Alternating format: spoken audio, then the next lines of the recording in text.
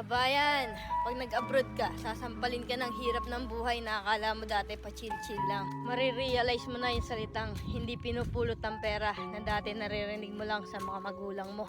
Marirealize mo na wala kang dapat pagkatiwalaan dito, kundi sarili mo. Marirealize mo na ang 5 oras na tulog ay sapat na para may paglaban ng isang araw na pagtatrabaho. At matututo kang pahalaga ng bawat sentimong sinasahod mo. Matututo kang magtiis at magpasensya kahit minsan ikaw ang nasa tama. Matututo kang maging independent o mag-isa dahil wala ka namang aasahan dito kundi sarili mo lang. Matututo ka rin ditong lumaban kahit ayaw mo na at hindi mo na kaya pero wala ka pa rin choice. Wala kang choice kundi kayanin na lang. Marirealize mo na hindi pala totoo yung sinasabi nila na masarap ang buhay dito sa abroad. Kasi pag nandito ka na, masasabi mo na lang talaga sa sarili mo na ang hirap pala. At totoo din yung sinasabi nilang lahat na nasa abroad ang pera pero wala dito ang saya. Kaya sa mga nagbabalak mag-abroad dyan, patibayan ng loob dito at bawal ang mahina, bawal ang sumuko.